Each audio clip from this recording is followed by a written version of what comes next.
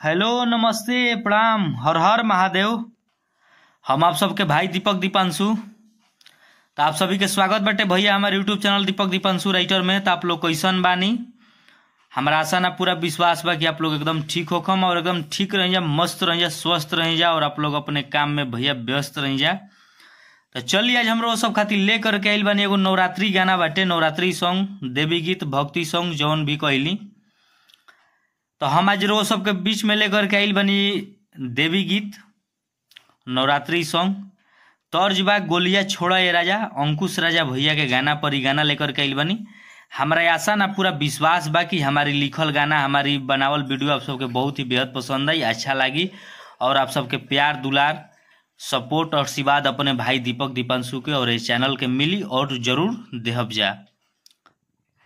तो चलिए, जे भी भैया अभी तक हमारे इस चैनल के सब्सक्राइब नहीं होने के लिए प्लीज आप लोग सब्सक्राइब करके बेल आइकन प्रेस कर ली, ताकि जो भी वीडियो लेकर के आई नोटिफिकेशन आप सबके पास पहुंचे, ताकि आप सब उस वीडियो को देख सकी जा, सुन सकी जा।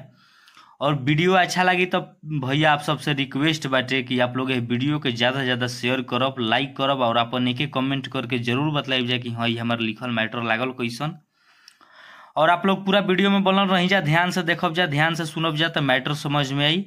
और जे भी भैया के हमसे पर्सनल गाना लिखवावे को या म्यूजिक बनवावे को तो भैया लोग हमारे नंबर पर संपर्क कर सकता नहीं जा। तो चलिए आज से रो सबके बीच में हम नवरात्रि गाना एकदम जैसे सावन के भरपूर गाना रहो सबके देनी है, एकदम वहू से एक बड़ अंदाज में रहो सबके हम गाना लेकर के आई अब रेगुलर नवरात्रि गीत, देवी गीत बा जौन। तो चली तर्ज बा गोलियां छोड़ा ए राजा, अंकुश राजा भैया के धुन पर ही गाना बाटे, डिबेट सॉन्ग बा ना, जहाँ 2 बार बा, आप लोग खुद समझदार बन जाओ, 2 बार गावे के बा। तो चलिए हम लड़का के लाइन मुखड़ा डमी करके सुनावता नहीं।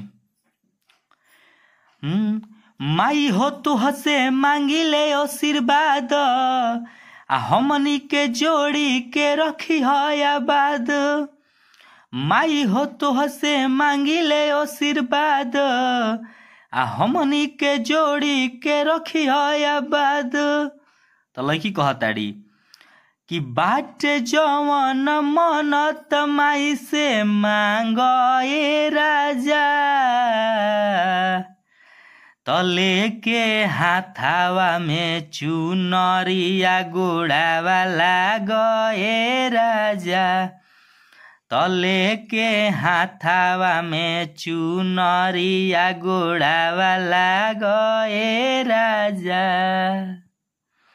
तो हमनी के मुखड़ा रहा, आप सबके मुखड़ा कैसा लागल आप सब कमेंट करके जरूर बतलाइब जा। और जे भी भाई को हमसे पर्सनल गाना लिखवावे को कि म्यूजिक बनवावे को कि तो भाई लोग हमारे नंबर पे संपर्क कर सकता है जा।